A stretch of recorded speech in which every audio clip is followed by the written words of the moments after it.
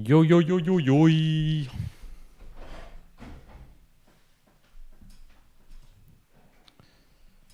So let me bring it back to you. Bring it back to you. What's the topic of today again? Don't know. But you're running it, so. You're running this one today. Fuck. I cannot remember. So I'll bring it back to you. Why is that not life? Yeah, yeah. Turn on my phone. You go, cool. We are live? Yeah, we are live. Man, we had someone waiting, so I was like, oh, I'll turn it on even a little bit earlier. And then as soon as I turn it on, they go away. Sad puppy noises. Man. Sad puppy noises indeed. I'm gonna, while we're waiting, I'm gonna play for you the full yes, song. play it. And I know exactly what you're going to talk about. all right, let's play it. Today we're going to be talking about fitness fun, Karen. Yes. I know you forgot, but I got you. Good. Covered. All right. Oh, here's the song, so you can hear it as well.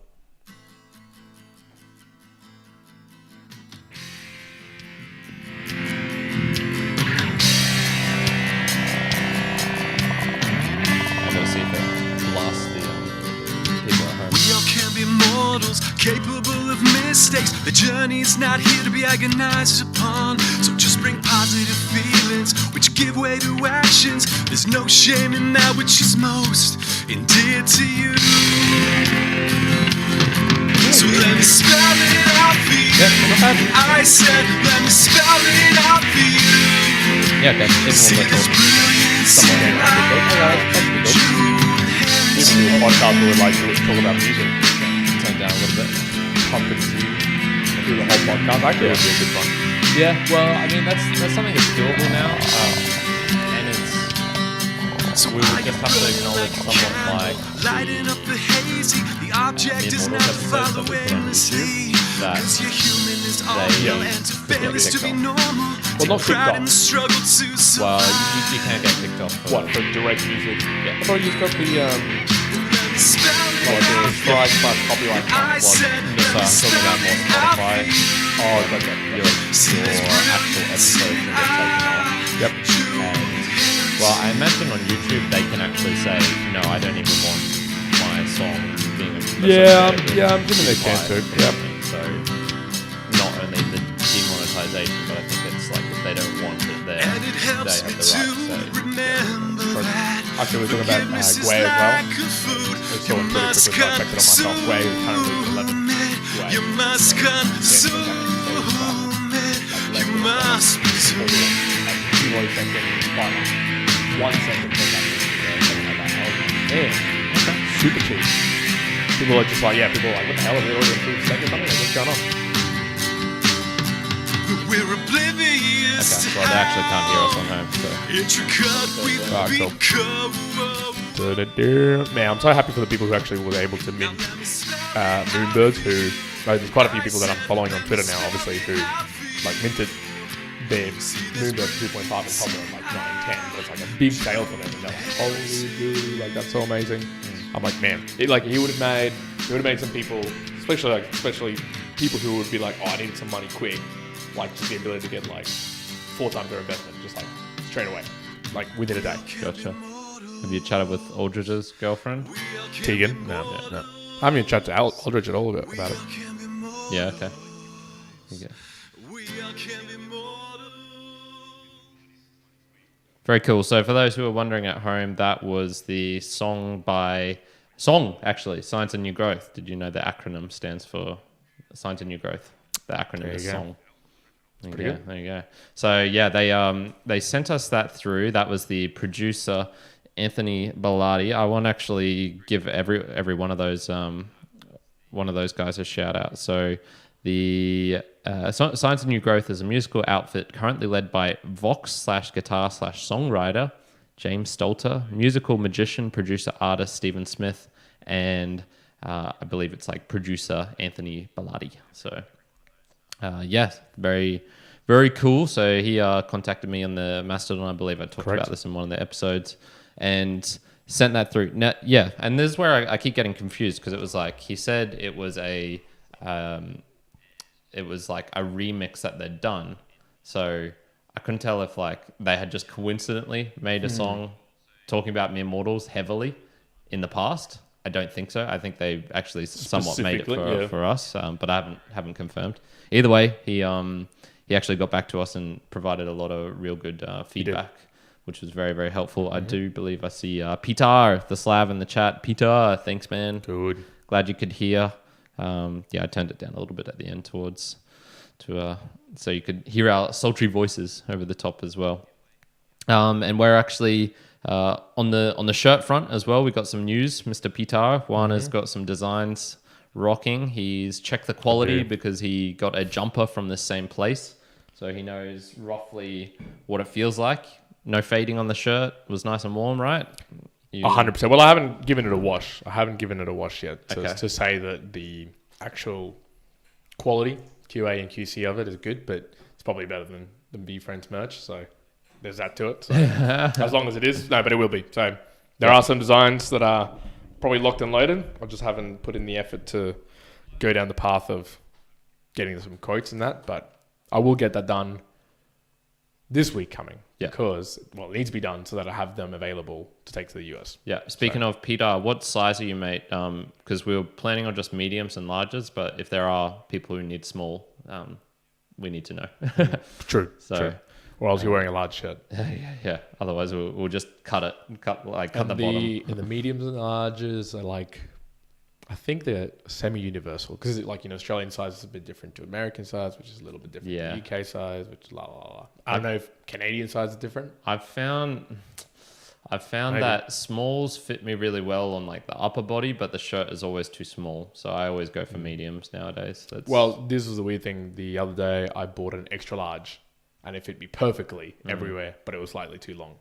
Oh, really? Then wearing a medium, it was still fitting me nicely at the top, and then it fit nicely, and I was just like, what's going on? Yeah. So what's the difference between a medium and extra large? And the top, I was like, it was almost identical on my arms and on my shoulders. I was like, what is going on here? Yeah. Peter says, better be than that. It better be better than that Gary V. He said garage, but I assume he means garbage. Or maybe garage. He says extra large, so shit. Okay.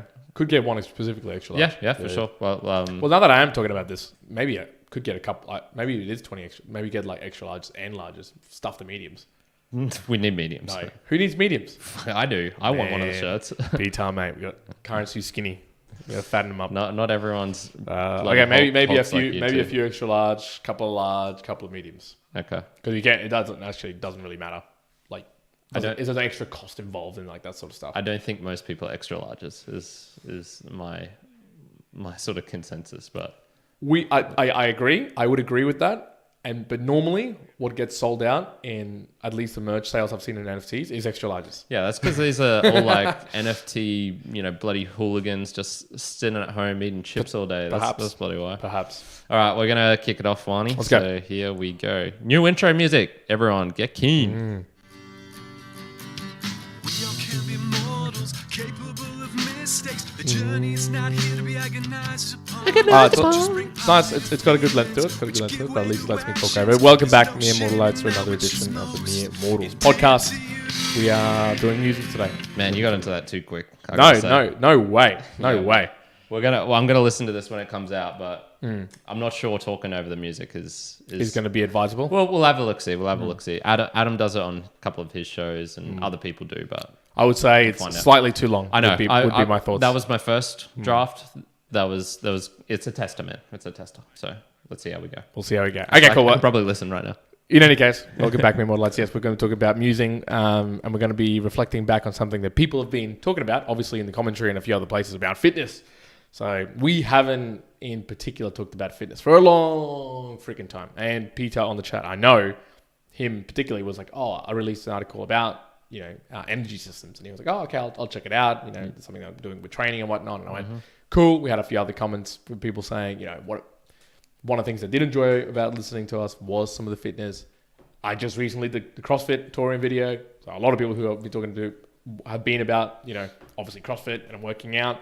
I've had quite a few more people actually send me messages that they watched the video as well, which was really, really cool. Yeah. So obviously good that it's getting some sort of traction.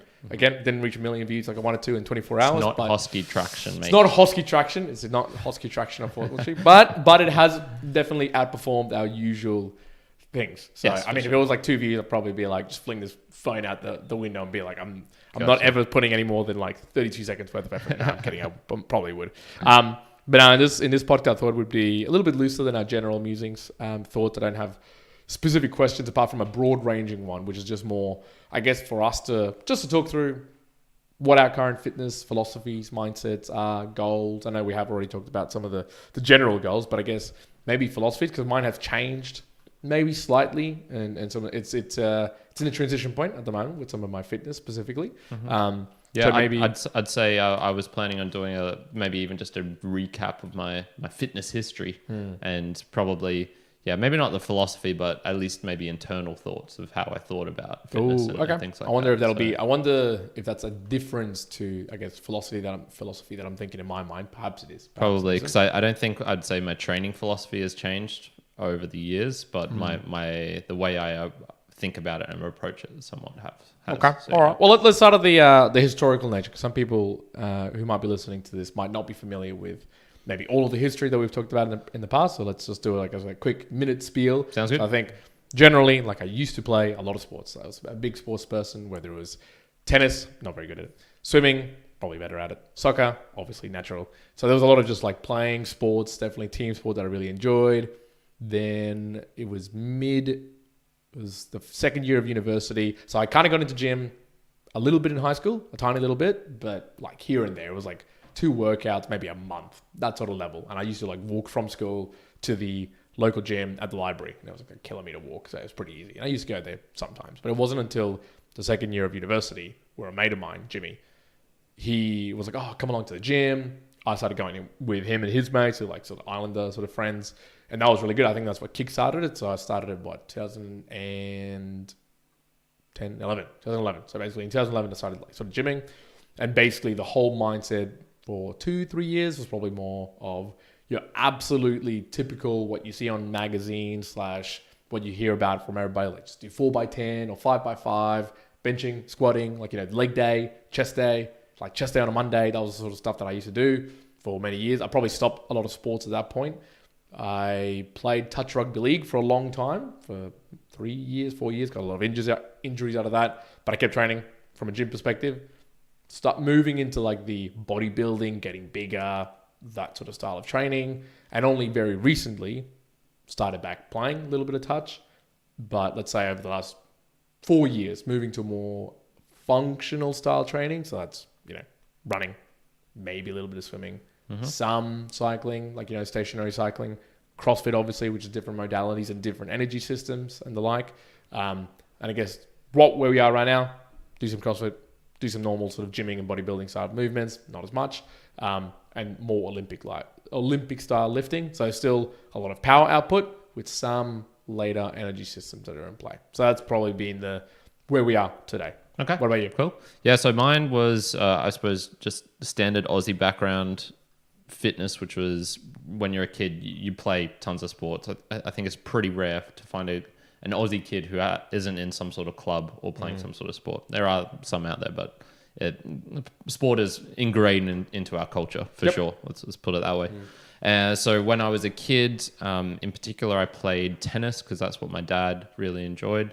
And then my friends started playing soccer. So of course I started playing soccer. And then it got to the point where it was I got to choose between one of the two because it was just getting too hard going to trainings and all these different things. So I chose soccer. So I played that for from the age of roughly 9 or 10 till 20. So about a decade of playing that. Yeah, that's a long time. That's a long time. I think I was reasonably good at it. I was never the best in my club. I was always sort of just beneath the best team, I would say. That was probably the categorizing nature of me. So I'd always go to trainings and stuff. I love training. I love the games. Well, I wasn't a super competitive person, but the games themselves were really fun. I really enjoyed it. And then I think it was sort of right towards the end of my uni, so last year of university, so that's 2013 for those playing at home. I had a previous year of just some sort of like injuries playing soccer. I didn't particularly like the people I was playing with either. It was just a woeful year, and I had some, like, I'd say a very negative reason for starting the gym as well. I'm not sure I'd say it's like a positive one, but got me to join the gym anyway. So that was in 2013, roughly 2013 through to the end of 2017, start of 2018. I was a gym guy.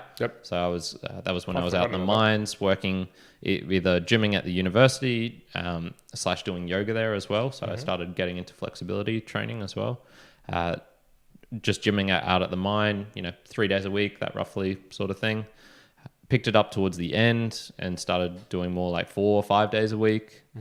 When I was back here, that's when I started getting to calisthenics, traveled South America, Latin America, and that was when I switched purely to handstanding / calisthenics. And so then I've just been doing that from about 2018-ish through to now. So that's cool. Okay, so that brings us to today, to the current day. So here's into, so I'm not gonna try and talk through like, oh, what are our goals? What are we trying to do? Because I think you can go and find it in another podcast where we've talked about it, and you can go look up monthly goals for sure. We're talking about handstands or your monthly goals, and in particular the end chapters where it's usually the my fitness challenge, correct, and Juan's my body things are like throughout there anyway. So, but what I do want to ask is, what's your reasoning now, I guess, from a fitness perspective? So obviously we know, okay, right now Karen is doing calisthenics and he's doing handstands, right? Yes. What's the mentality, I guess I'm going to say like philosophy, but what's the intent behind some of the training sessions? So if someone had to like ask you, okay, when you go have a workout session and you're going to go work out for you, it's like quite long sessions for most people. Like if you have 3 hours, like that's a long session. What's the intent there? Is it you really focus on just like the session being a good feel session? Is it, no, I'm tracking and making sure that I'm doing this improvement so I can get the handstand thing? Is it a myriad? What's the, if you had to kind of explain the philosophy? Yeah. So part of it would be the knowledge that I feel better afterwards. So if I go, a week without doing any training, I feel shit. Now, when I'm actually training, I don't feel that. It's sort of like meditation in a way. You only notice it when it's not there. So that's just a front of mind one where it's, okay, if I'm not moving my body around, I'm gonna feel shit later on because of it, even though I could skip a session a day, 2 days, 3 days, and I won't even notice it. So that's sort of just the sort of second order thinking. It's not immediate, but I know it's there.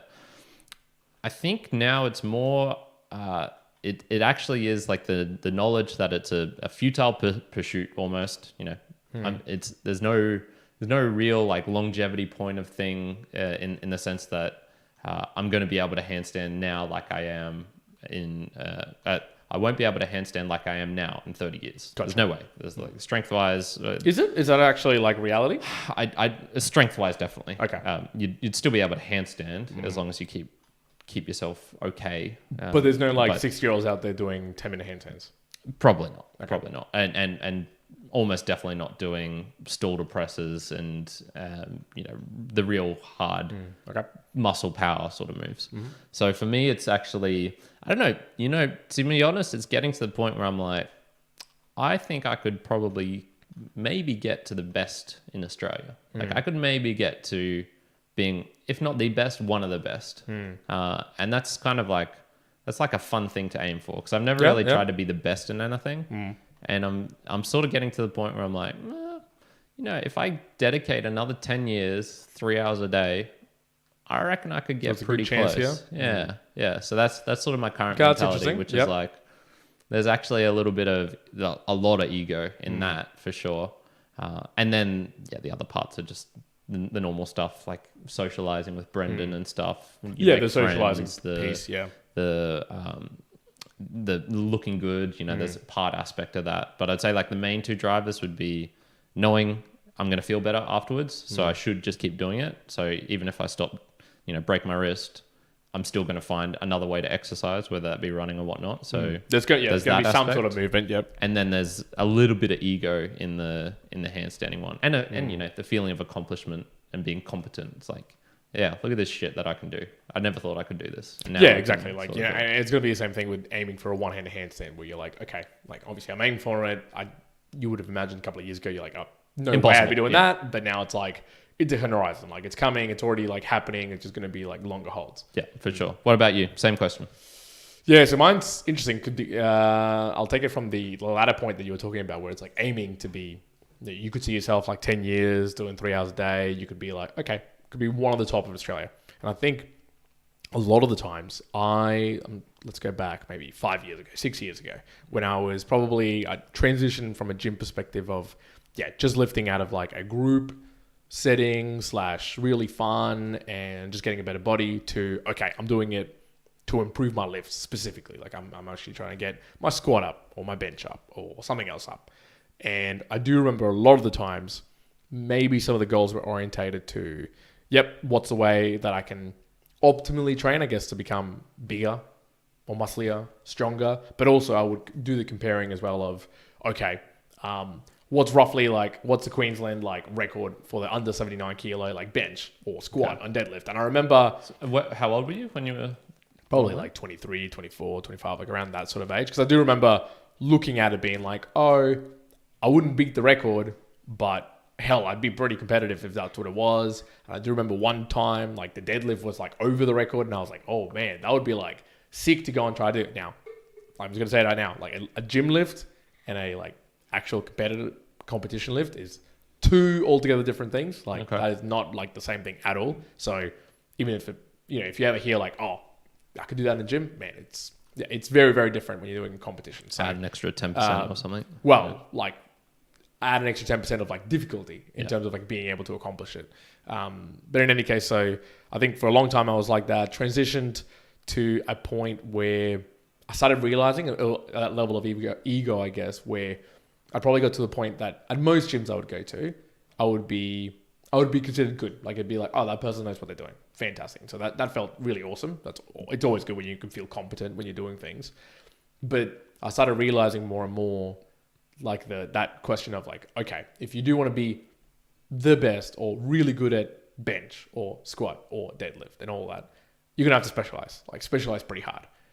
Or if you want to become talk about it more recently, you want to get really good at Olympic lifting, or you want to be really good at CrossFit, you want to do whatever. You have to really specialize like you are right now. You're like specializing in handstands and a lot of calisthenic work. You have to put in consistent, precise, acute effort to be able to become really, really good and like that top echelon level. Yeah.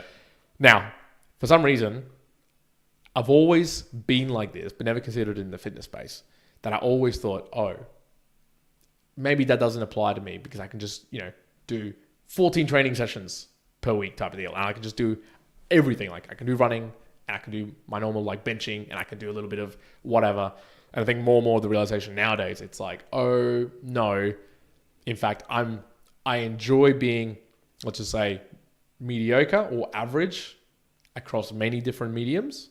And like I find the fun in that and improve that average slightly over time across like a broad spectrum.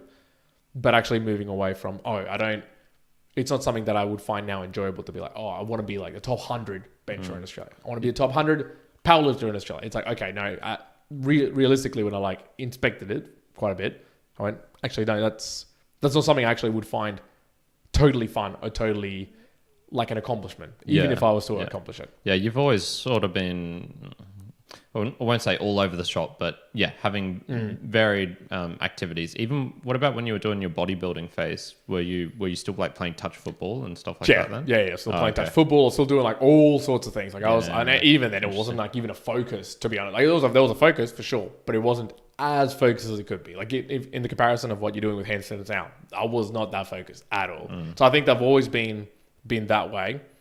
And it's probably more knowing myself of I'm not a person that I'm going to be, you wouldn't find me being like, oh, that's a person that can be like acutely really, onto a particular topic / fitness related thing or area for like an extended period of time.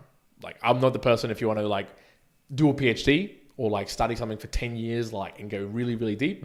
Nah, I'm not that sort of person. One's like, not going to be Jane person. Goodall living with the apes. Yeah, I'm not Jane Goodall, like, going living there. No Even way. though they're your people. Even though they're my people, I'm not going to go see them. And I'm not going to invest 10 years of my life or however many years she has. But what I would do... I'm reading this book at the moment where it's about this like just random one-off thing. And it's this chimpanzee had a baby daughter and there was 2 psychopaths in the group and they like basically killed every single baby chimp for 10 years and would just kill them and then eat them. It was like, yeah, okay. Damn. Apes are fucking... Exactly like me. Yeah. My people.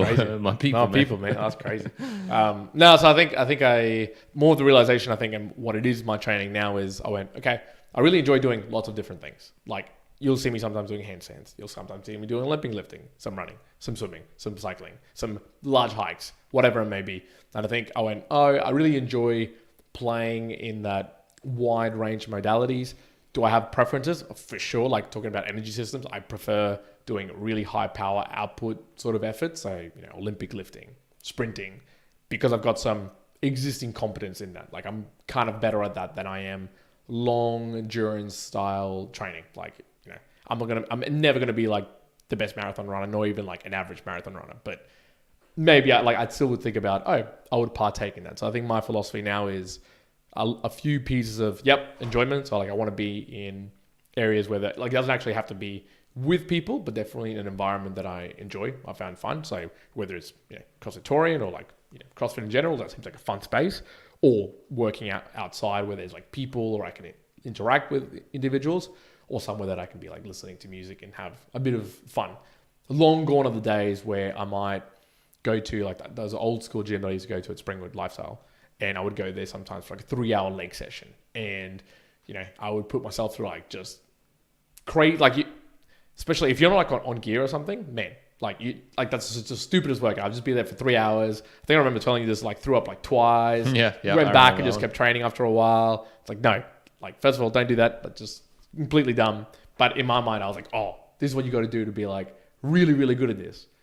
I went, okay, that doesn't have to be me today. So now, when I talk about days that I miss, I think more I'm connected with, as long as I'm moving, definitely moving, I'm kind of okay, because there's definitely the chemicals and the endorphins that you get from working out that's really fun. So I'm okay now to be like, if on a particular morning I don't want to go gym, or I'm not feeling it, I'm really tired, that's fine. I'll go and do something like a walk or whatever that's at least some sort of movement. Now, yes, I do enjoy still going to the gym, but there's, like say, even with doing the CrossFit Open just recently, there was some conversations with friends that we had just recently where it's like, you beat that particular individual and you went by more, blah, blah, blah.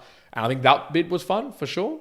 But there wasn't a spark in me to go, next year I'm going to be, go to the next round. I'm going to do that. There wasn't that anymore, which was nice. It was just more, it almost felt like it was nice to be part of the environment, part of the zone. I'd love to undertake it again, but there's no juice in me that say, yes, you have to now improve and like be at that next level. It was like more of that maturation of my training of going, that was good. Like I would partake again, but I'm also probably going to go and do all these other different things. Yeah. Okay. So I was like, gotcha. Yeah.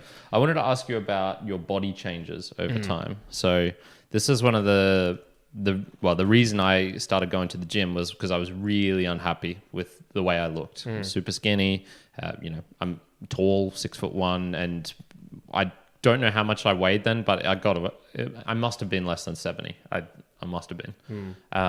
And I was really, really unhappy with the way I looked. I had abs because I'd played soccer forever and was just super lean. Yeah. But it was, what's that like real standard thing? Like big tits, abs on a skinny guy, like big tits on a fat chick or something like that. Yeah. So that was me. That was me. And yeah, I was really unhappy with the way I looked, and so that was the way that was the reason for me starting the gym, and was pretty much the predominant reason. I wouldn't say I enjoyed the lifting per se; it was kind of neutral. But I did really enjoy seeing the newbie gains, and even though I wasn't eating properly, Yeah, but just still, like when you first start training, like lifting or whatnot, Yeah. it's like just Yeah. ridiculous gains. Yeah, I was saying this last night. The first time I did deadlifts, I thought I'd broken my back because it was such extreme pain in my lower back that I just didn't know existed. Yeah. I didn't know that you could feel this way. Feel this way, yeah. So yeah, I'd say over the years, you know, I'd see very gradual because one, I wasn't eating enough for sure. So, you know, the first 2 years I probably put on what some people can put on in 6 months because I just wasn't eating correctly. You know, I knew about protein, I knew about this stuff, but I just like it never prompted me to really be like, oh, I gotta get as big or as quick. You know, it was never about getting big for me. It was just about being more muscular than I was, definitely. And now it's gotten to the point where there was just some weird particular changes where when I was traveling and doing basically just handstands every day with some pull-ups and stuff on the gymnastic rings I had, I noticed my traps would get really big. Like they would just one time I'd just be like, oh damn, like my traps Those are my traps. they're popping They're out. popping. There's something going on there.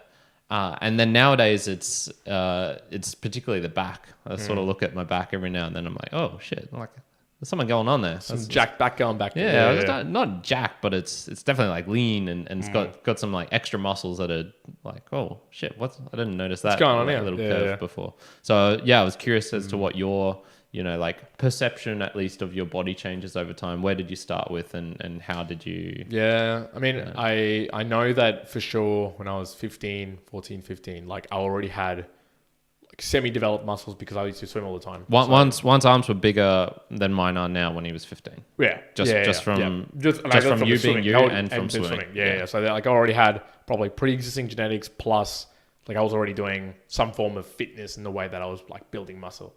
But I was still quite small-ish. Like I think I was like 60 kilos or less when I was like finishing high school. And when I started gymming, I would probably have to go and look I could look at the books, but I would have been low 60s for sure. And I did get up to 80 or something plus within low like 60s. 2 years. Within 2 years, so I like quickly. Yeah. So by the time I finished uni, by the time I was like when I started uni, I would have been 60 something or maybe a little bit more, maybe like 65, 66. And then by the time I was my last year of uni, I was like 85, 86, 87 and was that, kilos. How much of that was muscle? And I think let's say 30% of that was fat. Let's say 30%. Okay. But then one interesting thing was like, by that point I was like, oh, I felt big. Like, okay, I'm like chunky, big. Like it's pretty big. And I went through a transition of like, okay, cutting, bulking. So like traditional sort of bodybuilding style, actually going to do a comp. Like that was sure, like interesting.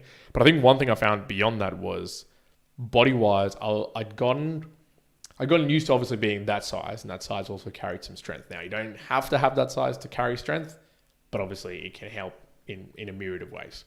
But what I found myself was a few points after that, I would get lazy on the cutting, and I'd just be enjoying like the proverbial perma bulk, where I'd just be bulking forever. And I do remember maybe 2014, 2015, maybe I think in 2015, there was a particular point in time there where I was just eating a lot, like how far I was bulking, and I was just doing it for a long time because I didn't have a goal where I was like, oh, I'm going to cut for this particular thing, I'm going to reach this weight. It was just now let's just bulk and keep getting stronger.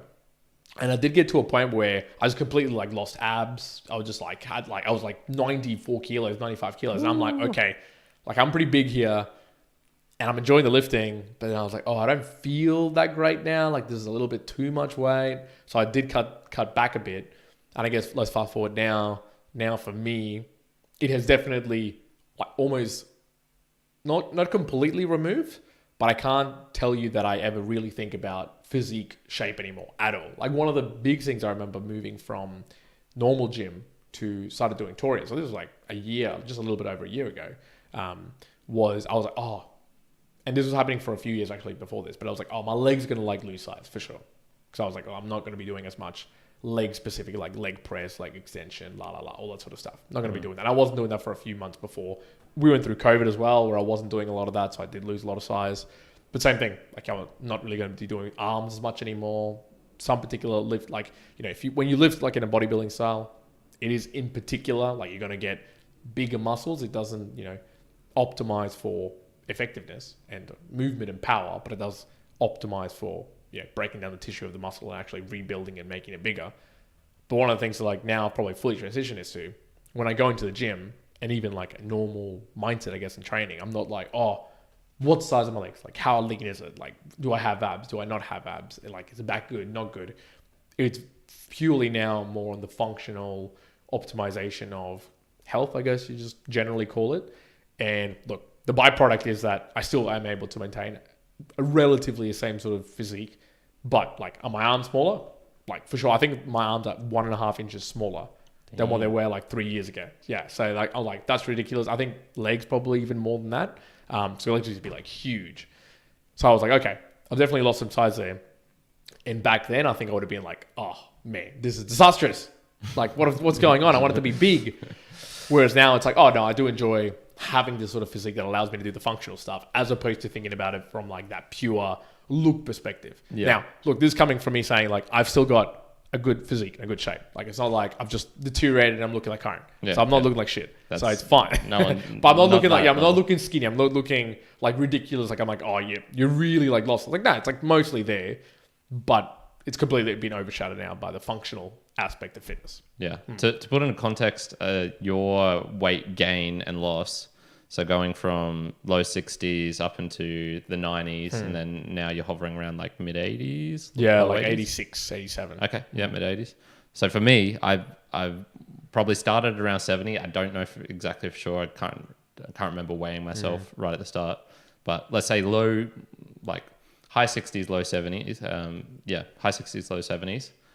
Max that I ever got was 82, and that was when I was actually trying to eat much, like a lot, and I felt so bloated. You were like, oh man. And now I'm hovering around the 74. So in a decade of training, I've put on 4 kgs. So for those out there who are like, oh, man, you've got to you got to put on the pounds. You really need to up the weight and stuff like that.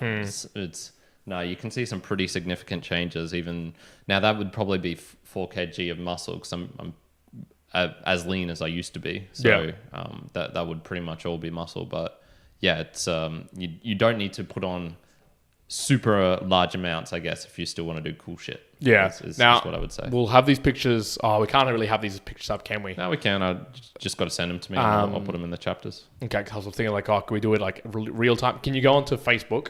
Yeah. Can you go to my profile pictures? Is that something that we can do? Yeah. That was because it'll be an interesting to flick back in time because I've just pulled this up and I just wanted to show, at least for the folks at home, just how quickly I guess I can gain.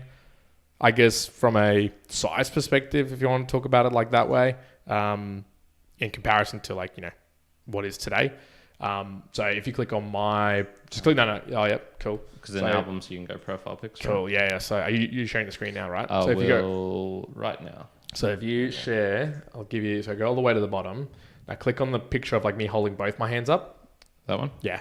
So that's 2011 for folks at home. Now 2011 is halfway through university, basically. Yeah. So he's more muscular than I am. Yeah. So I was probably 70 something, like 72, 73 kilos. Now, if you close that one down and you go to literally the one on the far right, that one, I'm pretty sure that's 2013, and that's me. 27 March 2012. Oh, 2012. So that's in 1 year. In 1 year, I was into the 80s. So I remember for sure I was 84, 85 kilos in that photo. The one comment on it, fucking hell, you're a genetic freak in a good way, brah. So that was 1 year. And then if you go slightly the left-hand photo of that particular one, I think that's 2013. And that was almost touching 90 at that sort of weight. So I went from 70 to 90 in 2 years. Yeah. And then the rest you wouldn't really see. Then I maintained. I basically hit that sort of limit. And I was that's basically it. That's where it lands. So I guess that gives the individuals at home roughly the size of what that was. Yeah, for sure. Yeah, look at this dude. Look at this. God damn. All right, I reckon we should do some Boostagrams. Yeah, let's do it. Let's do some Boostagrams. Is there any comments in there that you want to touch on as well? No, not particularly. I think we okay. I think I responded to the ones that had popped up. Yeah. Cool. Okay. Well, I'm going to go straight into Boostagram Lounge. Boostagram Lounge. Should we get a noise for that too? Nah.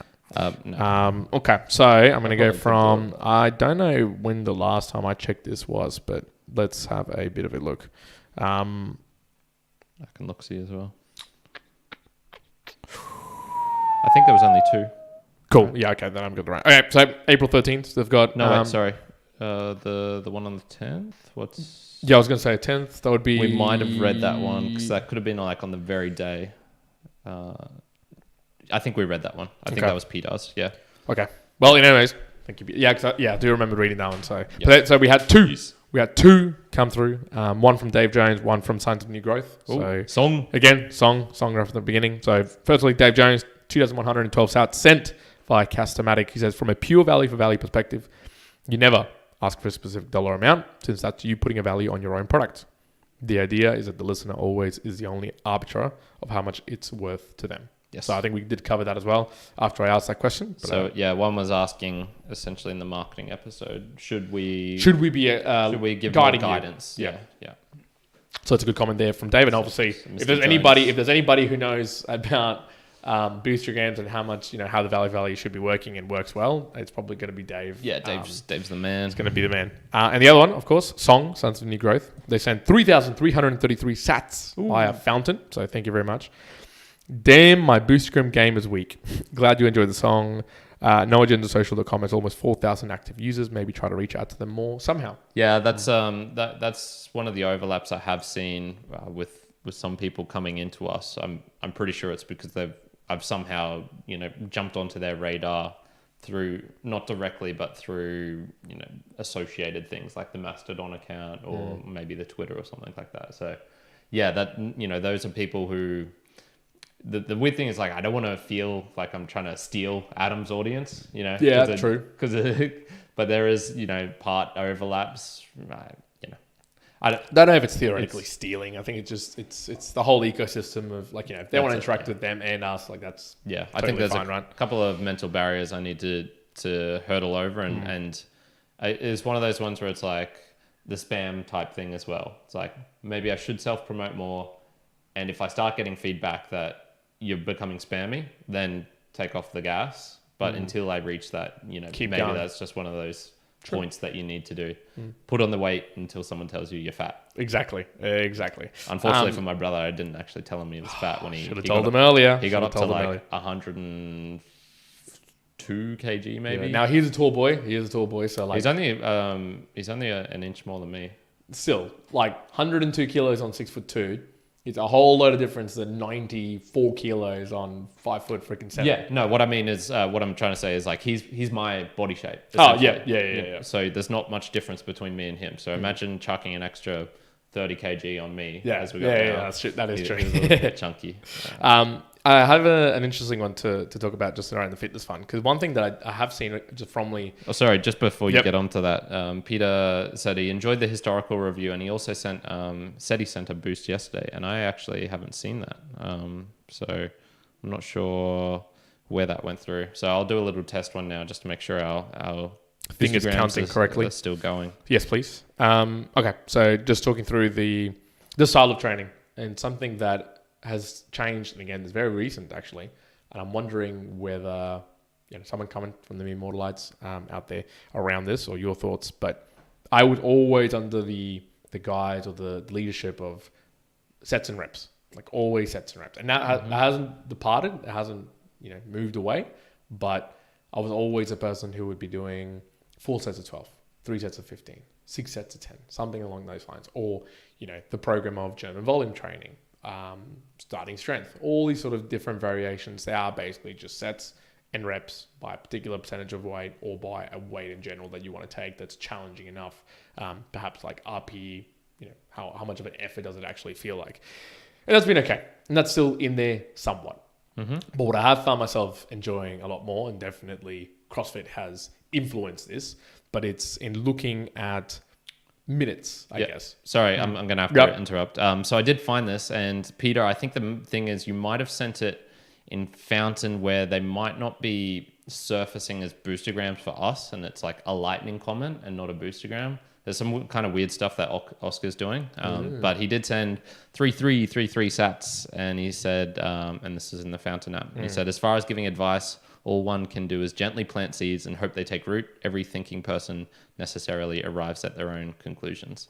Yes, wise, Peter. Yeah, I do agree with that, and I also think that laying the advice down that way, it's much more powerful when the individual takes their own action as opposed to the direct action because you told them to do something. Yeah, 100%. That's been my just conclusions over the years of the times I have dished out advice. It's mostly fallen on deaf ears. So it's more gentle persuasion instead of like, you should do this. Yeah, I like the seedling idea. Yes. Gentle. Yeah. Lay the gentle seed. So thanks for sending that in, Peter. Very much appreciated. Very much appreciated. No, thank you. But no, so I was just saying, like, sets and reps, that's moved now to time-wise, time domain style training. So what does that mean? Like EMOMs, which is every minute on the minute sort of style. Now, weirdly enough, it's still sets and reps. It's just got the extra, I guess, variability of time domains. Now, some people can say, well, if you're doing German volume training should be, say, 10 by 10 at 90 seconds rest. So it does have a time domain. Yes, I agree. I would say that I would, let's say 70% of the time I was adhering to some of those, like, say, time restrictions. But for the most part, at least with something like EMOMs or time-based things, it's much more specific. Like, okay, you're going every minute and you're going to do 3 reps for 10 rounds. So that's awful. Something like that. Like, to me, that now sounds funner. Now I'm like, oh yeah, that sounds fun in that regard. Now, I guess you could freak. He's a freak. You could claim it from your perspective of being like, oh, I'm gonna, every 5 minutes I'm gonna do a handstand hold for max hold, right? Like, that's basically what you are doing. Now you are doing between like 5 minutes or 7 minutes or 8 minutes, enough so you can be rested that you can do it properly. It's smaller now. Yeah, but let's just say, like, that would be, it's just like I probably have more. I have more. Yeah, my thinking is recover to the point where I can do something that's going to be like 98% of what I can do, and so an extra 3 minutes could maybe get me to 99%, but getting up to that 100% effort sort of thing. Like too long a time. Yeah. Like as close to 100% that it's like effective and Yes. it doesn't like deteriorating exponentially from there. Yes. For me, I guess like just the thinking of it in minutes as opposed to, I guess, directly like a 5x5 has been funner, I guess. It's not like it's deserted me completely, but at least doing more trainings that centered around that way have become a lot funner. Same in the sense of fitness has become funner when I'm now mixing up a lot of different training. Now, it's not exactly a WOD, like a workout of the day style CrossFit that you would imagine. So to give you a direct example, one of the things I did at the gym the other day was pull-ups with like dumbbell pullovers, which is basically just for like 8 reps.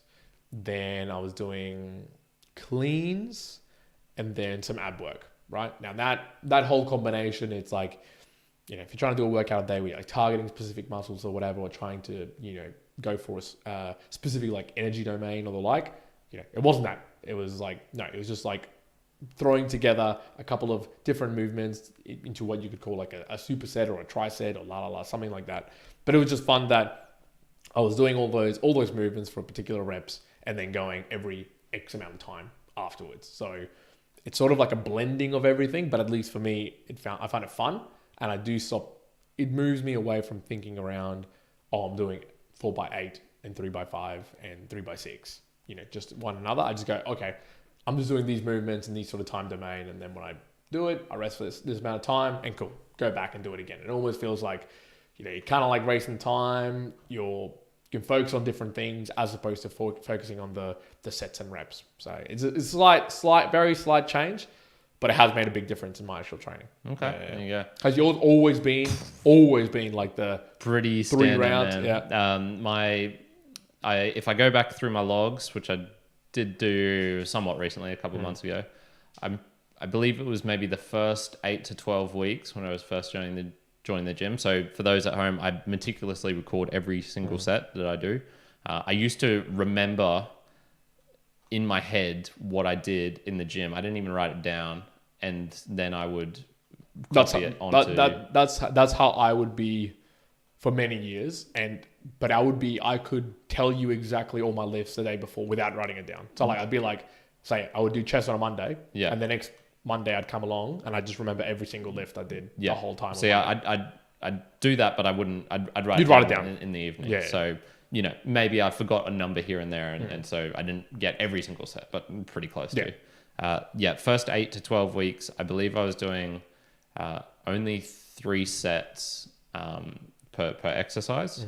And then from then on, it's always been 4 sets. I've never done more or less. It's always been 4 sets. Okay. Yeah, that's true. The amount and length of the workout has varied over the years to the point where it's now quite long, and more exercises are being done per workout, and more sort of like supersetting as well. So I'll do like a concentric handstand push-up. So that's where you're starting from the bottom and pushing up, which is more of a power thing. And then I'll do a stool to negative on the way down. So I'll sort of like combine some stuff. But yeah, man, I'm so boring. I've been 4 sets, do every single of the set, 4-week period. So I don't change my workouts at all for 4 weeks. After 4 weeks, I'm allowed to make adjustments and do like, maybe I'll do a extra calisthenic day and I'll take away a handstand day. Maybe I'll do, some weighted stuff and on this day and etc.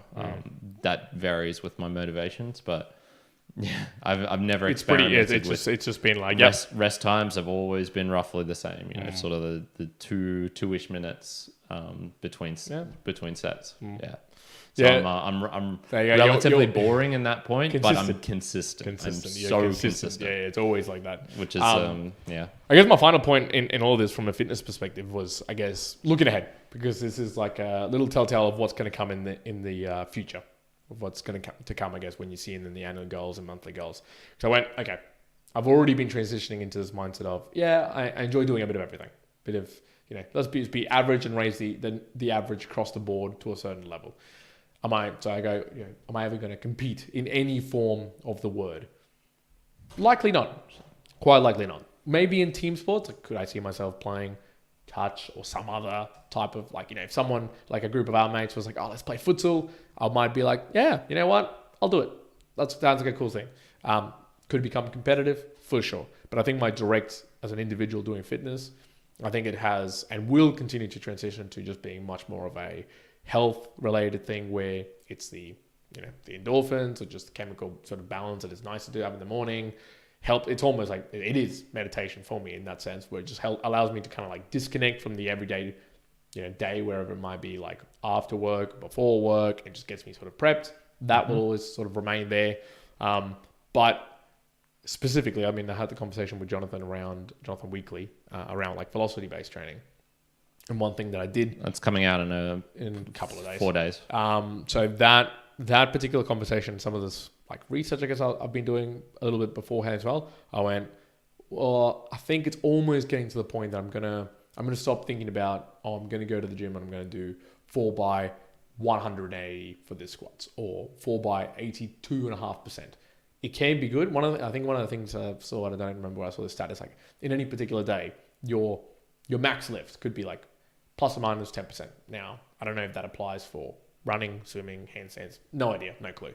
More or less. Let's just say there's going to be a deviation, depending on like if you're feeling like crap or you're feeling like amazing. And one of the things about velocity-based training is that it does help in that regard, because it's more along of, well, whether it's a barbell movement, right, or a particular lifting, I guess, the velocity on it actually more dictates how you're pushing things. Different intent behind it, but then, if on a particular day you feel like crap, then let's just say 70 kilos might actually be like your 100, because you're just not moving things as quickly, but you're moving at the same velocity that you might have been moving 100. And then other days you might be doing 110 because you're just feeling like freaking awesome. So you're not focusing so much on the weight. And I guess I'm not going to move all the way to purchasing a velocity based like equipment, but I am probably going to move more towards a training where it's like, I'm going to be training this sort of, probably like a legs, back, chest sort of environment, doing workouts of the day, but specifically moving away from really heavy weight movement as like the goal, but moving towards if it feels like from a hard intent, I can move the bar at a good speed, then I can continue to go up. But it feels like it's a crap day, then I'll just sort of like take it back down. Where I think for the longest time, fitness wise, I would have been like, no, today I'm doing 160. Like that is what's going to be done because it's on the plan sort of thing. And I'm just increasing it, you know, either linearly or undulating or whatever it may be. Where I'm not saying it's wrong. I'm just saying that's those sort of levels and targets might be really good. And they'd be really good if you're going for like an absolute competitive best. So you're trying to be like, you know, really elite in something. But my movement now is going to be like, oh, it's just going to be real fun environment, like not get injured at all type of deal. Then I don't have to do that. It's just going to be like, okay, do it to the point where I can maintain the physique I have and just have like a lot of enjoyment and just across the board slowly like raise the average of like all the different modalities and energy systems. So I was like, okay, that's probably where my training is going to move more towards now. Okay, cool. Mine, I'll very quickly do mine. Mine's not going to change. I'm going to keep doing what I do and I'll get Well, yours is going to be like 10 years, 3 hours handstands and just see what the hell it happens. Pretty much, where it lands pretty on. much, yeah. So a couple of random comments here. One was, brother on the right screen should lift, bro. Mate, I don't need to lift. I'm like One Punch Man. You're not impressed by him physique-wise, but then I bring out the goodies when I need to do the cool shit. How many times did you get clapped today, Juan? I got clapped twice. Twice. And a lady and her mother came up to me and said, you're really strong. So there you go. Take that 100% true. Gotta factor that in. There was so many thinking of that when you were talking shit, were you? There was so many ways I could just burn Karen. I'm just like, I'll leave it for now. Peter has a question, and if anyone has any questions on fitness, please do send respond in the chat or something, and we'll bring it up. And he says thoughts on training to failure mentality. Me, I like it. I do it, but it's very different, I guess, when you're doing it with body weights compared to weighted stuff because there's no risk of an injury really. Like, you know, the worst thing that happens is I go for an extra push up and I just fall on the ground. Or I go for an extra pull up and my chin doesn't get above the bar, that sort of thing. So I use that method pretty much not when I'm doing max stuff, I suppose. So like when I'm doing at the moment, I'm focusing on muscle ups a lot.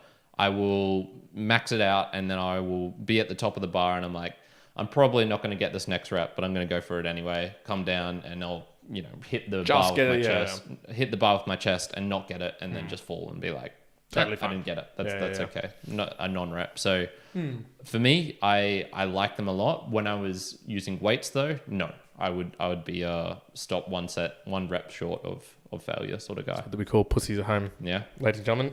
I'd probably say, Peter, to be honest, like depends on the different type of training. I feel like if there's a training modality is about technique, so that, again, this doesn't matter what the hell you're doing, running, lifting, playing basketball, whatever.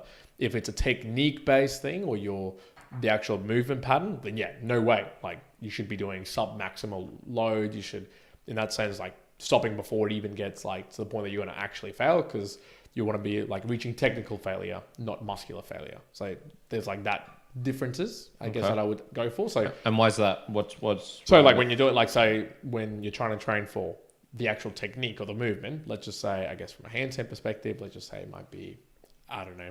Let's say muscle up. Let's say muscle up because that's, I guess, a combination of these things. If you're trying to train for like a strict muscle up, you might actually stop when you feel any deviation from the strictness, I guess. Now, you might be able to slightly swing and get a couple more muscle ups, but you're trying to train the technique of like being absolutely still, right? Of doing it really strict. So you might just reach technical failure where it's like, oh, okay, I can still do more, but it's not going to be the right technique that I should be doing. So specifically in lifting, this might be like a clean and jerk. You know, you might be able to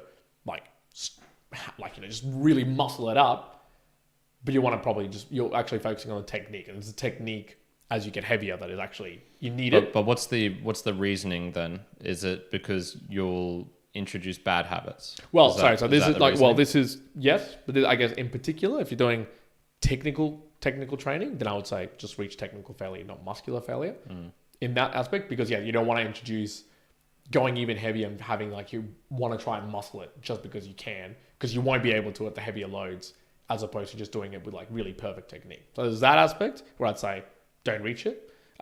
In in other aspects where it's like building muscle. Like if you want to build muscle, I would actually recommend go beyond failure, like actually going even well beyond failure, because What's the whole drop sets, is that what's yeah, that's like, called? so like you could do like So you drop drop the weight off, sets, you could drop set, you could do giant sets, you could do like force eccentrics, and all this sort of stuff that you could actually do to force beyond failure.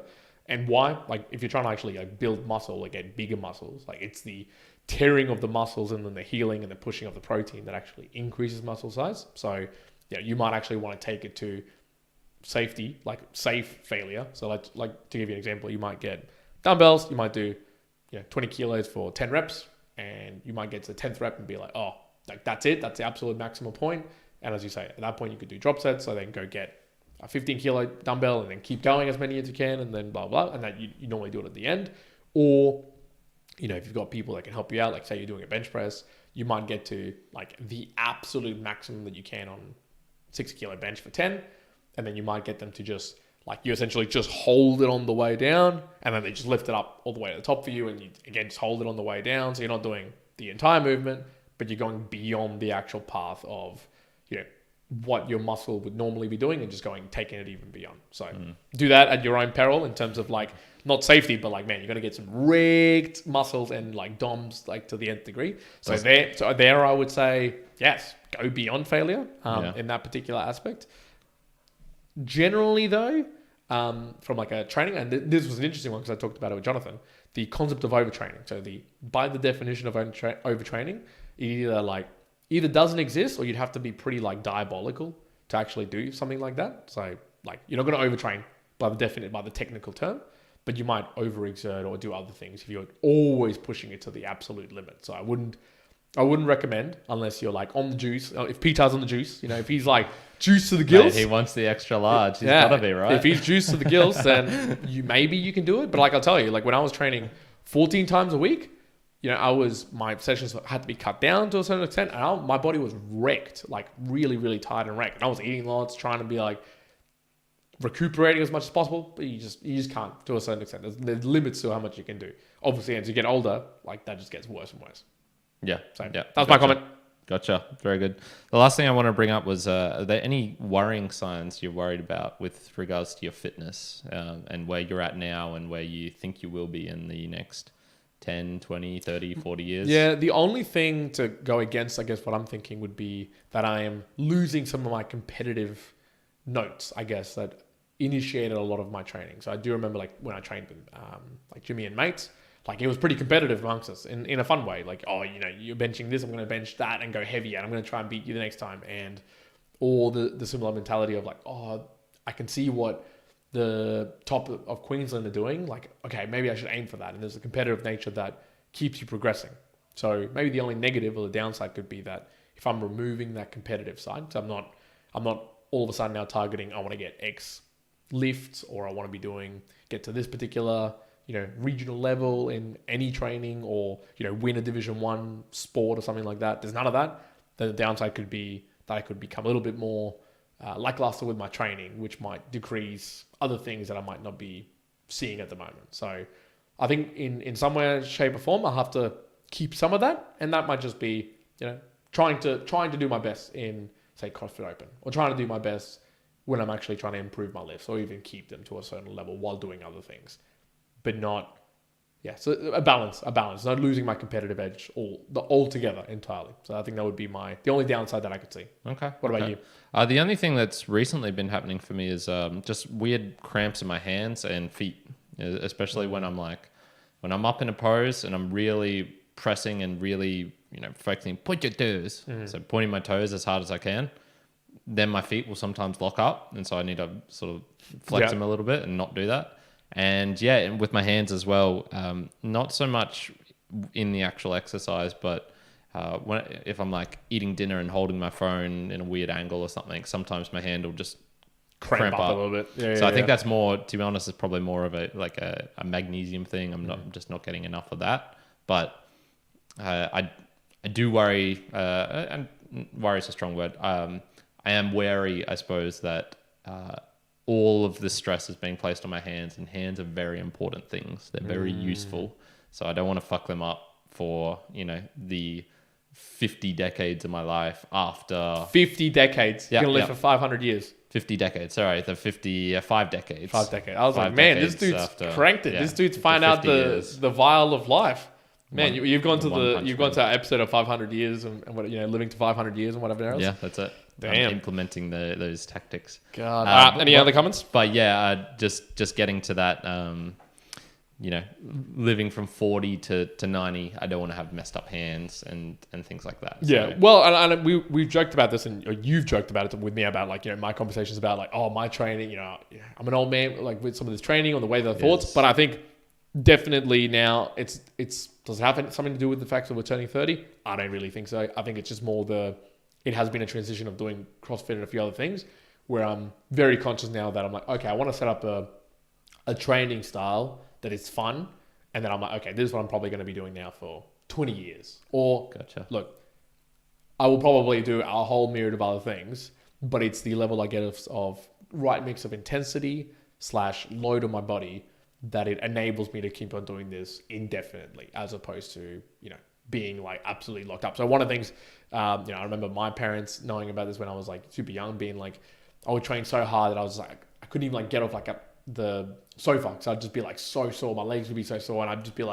oh man, or I'd play a really intense game of touch or back to back and just be wrecked for a long time.